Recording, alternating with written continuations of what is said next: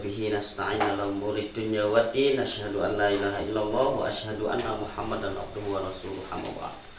Puji syukur hanya milik Allah Subhanahu wa taala, salawat serta salam semoga tetap Allah curahkan pada junjungan kita Nabi Agung Muhammad sallallahu alaihi wasallam.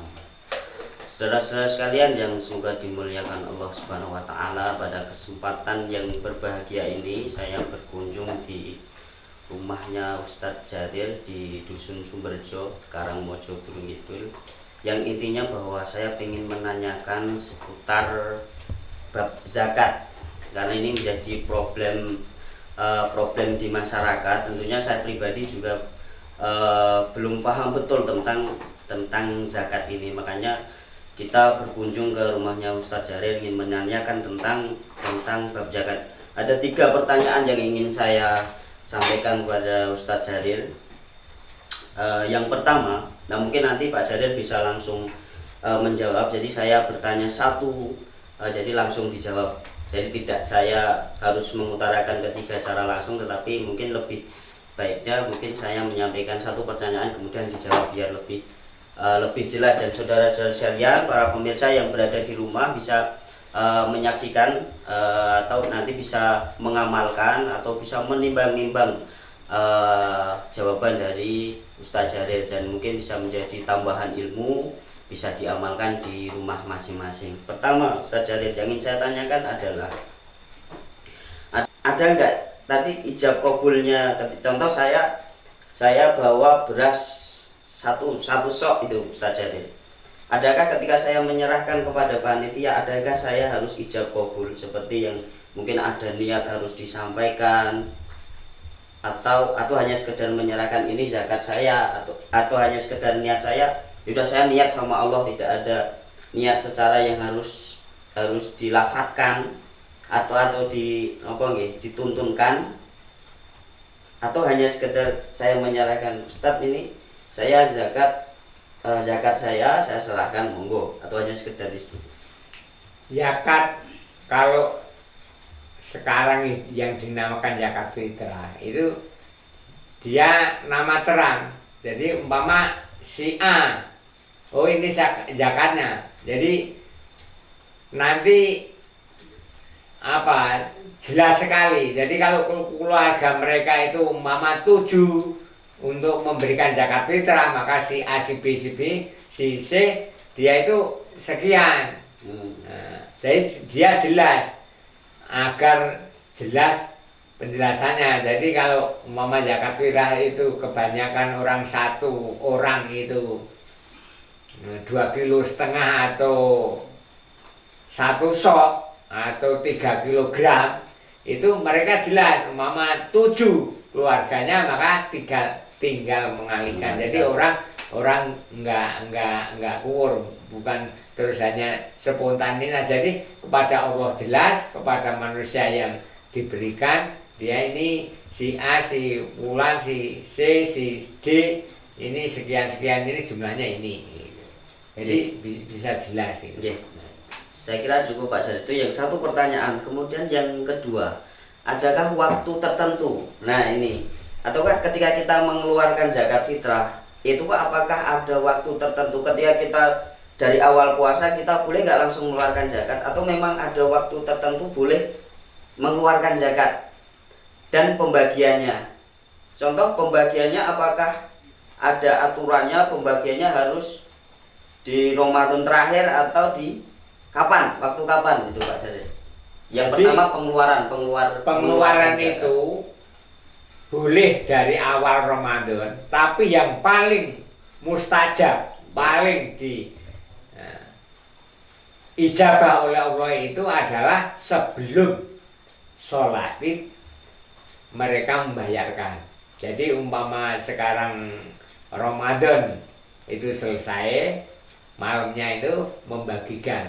Masalahnya mereka itu agar orang-orang yang kekurangan, yang pas nggak punya itu bisa, rasa terima kasihnya itu besar sekali. Dan mereka itu pada hari raya itu bisa merayakan kemenangan mereka. Jadi yang paling afdol, paling mendapat ketepatan dengan sunnah Rasul itu ya seperti zakatul fitri tuhrul talisoimi minalahu warofat watu matalil masakin pada qobla sholati fahya zakatul makbulatun fahya ba'da sholati fahya sodakon minas sodakon. Sebelum sholat id berdiri sedekah mereka terkabul. Tapi kalau memberikannya sesudah sholat id maka dihitung seperti sedekah biasa. Itu jadi jelas sekali di sunnah Rasul itu bahwa sedekah zakat fitrah yang paling nilainya tinggi sekali di antara sudah selesai Ramadan terus malamnya sebelum sholat itu mereka Allah mengatakan zakatul makbulatun, sedekah itu makbul. Jadi kalau kata-kata makbul Rasul yang bersabda insya Allah itu makbul beneran. Kalau orang yang mengeluarkan zakatnya setelah sholat id itu juga apakah tetap diterima? Ya itu sudah dikatakan sedekah minas sedekah seperti sedekah biasa hari-hari biasa. Ya, memang makbulnya sebelum sholat id. Dan pembagiannya di akhir nggak? Di akhir nih sebelum sholat id ya, pembagiannya. Sebelum pembagian orang yang berhak. Dan kalau bisa yang memberikan itu yang mereka sedekah sendiri. Jadi tidak lewat panitia. Tidak lewat panitia. Ya, nah ini sedekah anak saya, sedekah. Berarti artinya saya tidak harus lewat panitia, tapi saya langsung menemui orang yang diutamakan keluarga yang masih dawil kurba, masih ada kerabat. Nah kalau sudah kerabat itu cukup semua, ya itu kan kepada tetangga-tetangga. Kalau pengeluaran zakat itu next dari awal, artinya kalaupun kita mengeluarkan sejak awal puasa kita mengeluarkan zakat, tetap boleh Pak? Boleh, tapi lebih adilnya kan itu di akhir. Jadi umpama sholat tahajud itu awal minal laili kedatangan malam boleh, tapi abdulnya nisbahu awin kusmin hukolila. Jadi malam yang terakhir. Jadi perangan malam itu ada malam yang pertama itu jam 8 sampai umpama jam berapa 10 jam 10 sampai jam 1 masih pertengahan ya. Yang akhir itu diutamakan sholat. Ya, terima kasih Pak Jalil. Kemudian yang ketiga, pertanyaan terakhir saya Ustaz. Di dalam surat At-Taubah ayat 60 itu dijelaskan ada 8 asnaf yang boleh menerima zakat. Nah, pertanyaan saya adalah kalau contoh saya punya tetangga non muslim yang kurang mampu atau bisa dikatakan miskin sekali itu. Sedangkan kita juga punya tetangga yang Islam, sesama Islam kita juga miskin. Nah, boleh nggak kita memberikan zakat kita kepada orang non muslim? Boleh nggak? Boleh Jadi boleh. Jadi namanya di situ itu apa namanya wal yatama wal masakin wal nasabili wasailina wa firqob dan selanjutnya itu enggak dia dibeda-bedakan, entah itu Islam, entah itu Yahudi, entah itu Hindu, enggak.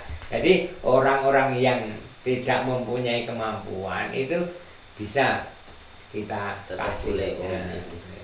Ya, artinya saudara-saudara, demikianlah tadi pertanyaan-pertanyaan saya yang saya sampaikan kepada Ustadz Jalil. Artinya monggo saudara-saudara sekalian di rumah Anda bisa mempelajari, kemudian bisa mengamalkan atau seumpama tidak ditelan mentah-mentah tapi dipertimbangkan. Waalaikumsalam warahmatullahi wabarakatuh. Kang Eko di sini loh? Iya, sudah tadi saya di sini. Ya, silaturahim ini. Monggo Ustadz Jalil.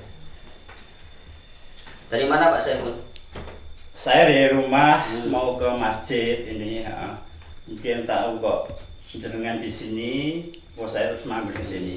Jadi saya ini momentum akhir Ramadan kan biasanya bergejolak tentang zakat. Jadi saya datang ke rumahnya Ustadz Jalil ini ingin bertanya tentang zakat. Nah kan tadi kita ini saya bertanya soal zakat tentang pembagiannya, kemudian cara pendistribusian dan lain sebagainya. Nah mungkin Pak Saiful ada punya pertanyaan seputar zakat, problem di masyarakatnya Pak Saiful, di desanya Pak Saiful, itu monggo silahkan ditanyakan. Apa jalan sini tapi kok ada suara-suara seperti ngaji, ini saya tertarik sekali, dan kebetulan saya juga ada unek-unek yang ingin saya tanyakan, yaitu masalah zakat, Ustaz. Jadi ini masalah distribusi atau pembagian zakat fitrah. Itu kalau di kampung saya itu orang zakat itu mandiri. Jadi misalnya saya ada 5 orang, dalam keluarga saya itu ada 5 misalnya gitu, kemudian saya timbang berasnya itu 2,5 kali 5, kemudian saya berikan kepada orang yang saya pandang berhak. Tetapi masalahnya itu orang yang saya beri itu juga dapat dari orang lain, karena di masyarakat sini memandang bahwa orang itu berhak menerima, sehingga dalam distribusi zakat itu sepertinya tidak merata. Jadi ada orang yang mendapat banyak sekali, bahkan misalnya 0,5 ton, tapi ada yang lain mungkin dapatnya cuma sedikit. Itu di kampung saya. Tapi di kampung sebelah itu zakat fitrah itu dibayarkan di masjid, ada panitianya. Kemudian panitianya itu mendata siapa saja yang berhak mendapatkan, kemudian dibagi oleh panitia. Nah, dalam pemahaman atau pemikiran Ustadz Jarir itu yang lebih baik yang mana itu? Yang lebih baik yang mandiri atau yang dipasrahkan kepada panitia, atau kemudian nanti dibagikan sehingga merata? Seperti apa Ustadz Jarir? Begini. Jadi namanya zakat fitrah itu pertama yang bisa diberikan mereka sendiri langsung. Yang kedua umpama lewat panitia itu enggak masalah. Yang penting bisa mereka tanggung jawab dengan adil. Jangan sampai pemberian zakat fitrah itu terbengkelai sampai sholat Idul Fitri itu terlaksana belum habis dibagikan. Itu yang tidak boleh. Jadi lewat mandiri boleh, lewat panitia nggak apa-apa. Yang penting kita lillahi ta'ala memberikan zakat fitrah itu, keluarga Anda berapa diberikan. Dan semoga dengan pemberian itu benar-benar Allah memberi barokah dan benar-benar bisa yang disebut makbul sedekah zakat fitrahnya itu bisa benar-benar diterima oleh Allah, seperti sedekah yang disabdakan Rasul, sedekahul makbul, itu tadi sedekah yang makbul yang diterima oleh Allah SWT. Kemudian ada lagi. Jadi kalau saya lihat di TV itu fenomenanya, jadi seorang yang kaya itu mau membagi zakatnya dengan cara mengundang, sehingga banyak orang-orang yang datang ke rumahnya, uyel-uyelan bahasa Jawanya, empet-empetan, sampai ada yang katakan sampai sakit, keinjak-injak. Itu menurut Ustadz Jarir, apakah itu bijaksana, apakah itu mungkin juga zaman Rasulullah ada yang seperti itu? Bagaimana itu? Pengetahuan saya, kalau di zaman Rasul itu kebanyakan itu Rasul sendiri berangkat kepada orang yang berhak menerima. Jadi tidak sampai orang-orang itu sampai apa namanya, karena orang berjubel sampai ini enggak pernah. Jadi gitu, Rasul itu sudah mengatakan kalau itu si fulan itu antar, itu zakatnya itu dia berhak menerima, dia itu fakir miskin itu dianterin. Jadi mereka kebanyakan tidak ada yang sampai meminta-minta itu. Jadi dia dianterin ke tempat-tempat mereka. Maka Rasul sampai dalam posisi sesudah Idul Fitri selesai sholat Idul Fitri, sudah selesai khutbah, maka Rasul itu mendatangi kaum muslimin ataupun kaum muslimat itu. Maka mereka itu sampai umatnya itu benar-benar merasa dihormati oleh Rasul. Jadi makanya umat Islam itu kalau dia itu sistem orang-orang ulama ataupun orang-orang tidak minta disanjung-sanjung, wah itu ustaz itu, maka mereka lebih berharga daripada yang mereka minta disanjung-sanjung. Mereka datangi, dia memberikan, dia lebih terhormat, lebih di sisi Allah Subhanahu wa taala. Jadi untuk si pembayar zakat misalnya orang kaya itu juga jauh dari kesombongan ya. Jadi yang pertama menjaga kesombongan bahwa wah ini saya zakatnya banyak sekali, kemudian ada orang-orang miskin datang. Itu lebih terjaga ya untuk lebih terjaga di hadapan Allah dan di hadapan manusia. Jadi dia nggak usah diundang-undang, itu dilihat orang-orang yang perlu diberi zakat, diberi sedekah, diberi ini, dia yang berhak, yang dia mau memberikan itu datang mereka kan sambil silaturahim, itu lebih terhormat dan lebih mereka itu berasa terima kasihnya kepada Allah SWT ataupun kepada yang mereka memberikan itu. Selain itu kalau seperti itu memang ada pemandangan yang sepertinya itu banyak orang miskin. Wah kita kelihatannya orang-orang miskin pada ke situ itu juga menumbuhkan mental miskin ya Ustaz ya. Saya enggak begitu. Jadi sering tumpang suh ataupun dia itu banyak di situ malah orang-orang yang sudah mempunyai kemampuan tapi merasa miskin. Ngetet mereka itu datang ke situ agar gini. Jadi enggak ketahuan mana yang miskin beneran, mana yang kaya, mana yang karena hanya untuk merebutkan itu suatu itu apa? Benda yang. Ya terima kasih. Ini Pak Jari juga Kang Eko pas tanya-tanya juga sama punya masalah zakat ya ini masalah zakat. Di dalam penerapannya masalahnya dengan penerapannya itu kadang muncul masalah baru. Kadang kita bertanya seperti ternyata tahun besoknya muncul masalah baru tentang zakat. Kemudian juga sebenarnya ada lagi satu yang menjadi problem ketika dibuat kepanitiaan zakat. Nah, tentang pendistribusian lagi. Ukuran yang diberikan kepada 8 golongan itu. Ukurannya ataukah satu sok itu langsung kita berikan atau ada takaran lebih yang kita berikan kepada 8 golongan itu Pak Jari? Itu yang menerima itu maksudnya dari 8 golongan itu berhak menerima semua. Tapi kalau mereka yang dikasih itu kita ngasih lebih banyak nggak masalah. Jadi satu orang yang fakir 1 kuintal yang itu nggak masalah.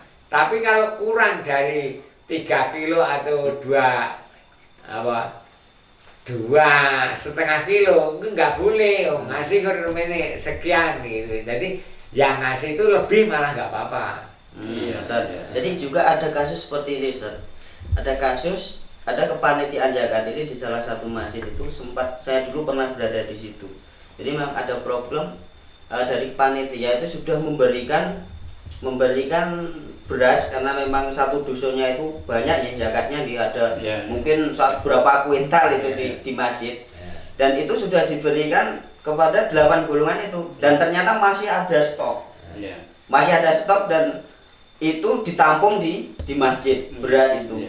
Sehingga lama-kelamaan dari beras zakat itu lama-kelamaan dijual, kemudian dibuat Contoh memperbaiki masjid, memperbaiki tempat wudhu, memperbaiki apa. Nah seperti itu apakah diperbolehkan atau memang yang namanya zakat gitu, pokoknya harus habis dibagi, atau boleh nggak seperti tadi 8 golongan itu sudah menerima semua tetapi ada sisa. Nah sisanya masih ditampung kemudian bahkan dijual, kemudian untuk hasil uangnya itu, hasil dari penjualan beras zakat itu dibuat untuk memperbaiki fasilitas-fasilitas masjid. Nah nek terjadi seperti itu bagaimana? Kalau menurut sunnahnya Rasul itu namanya zakat fitrah itu harus habis pada waktu itu. Jadi salah sekali kalau umpama orang sampai menimbun berapa kuintal, terus dia itu tetap itu salah. Nah, yang benar itu namanya mereka itu menzakatkan zakat fitrah 2,5 kilo. Masa untuk ini itu harus habis. Kalau menurut sabdanya Rasul itu zakatal fitri tuhrata lisoimi minal warofat watu matalil masakin pada qobla sholati faya zakatun makbulatun. Itu kan jelas sekali. Jadi itu muhammad jelas, orang yang memberikan zakat harus habis sebelum sholat itu. Ini saya ada acara lain. Terima kasih sekali penjelasannya, mungkin juga nanti bisa bermanfaat untuk kaum muslimin yang lain. Ini saya minta pamit dulu, ada acara lain ya. Seperti itu. Assalamualaikum. Waalaikumsalam. Ayo Kang Eka, pulang dulu ya. Ya, Ustaz Jalil, saya kira cukup pertanyaan tadi di awal tentang bab zakat. Tentunya juga sangat jelas sekali tadi dijelaskan tentang bab zakat, tentang pendistribusian, tentang mengeluarkan zakat dan lain sebagainya. Nah, saudara-saudara sekalian, semoga sedikit tadi tentang penjabaran tentang bab zakat semoga bermanfaat. Jika nanti memang belum jelas, mungkin nanti bisa datang ke pondok pesantren Al-Hikmah khususnya, atau bertanya langsung kepada Ustadz Jalil yang beralamatkan di Dusun Sumberjo, Karangmojo, Gunung Kidul. Nanti bisa datang bertanya kepada beliau. Terima kasih, itu saja yang dapat kita berikan. Semoga bermanfaat kepada jamaah sekalian. Billahi taufiq wal hidayah. Assalamualaikum warahmatullahi wabarakatuh. Waalaikumsalam.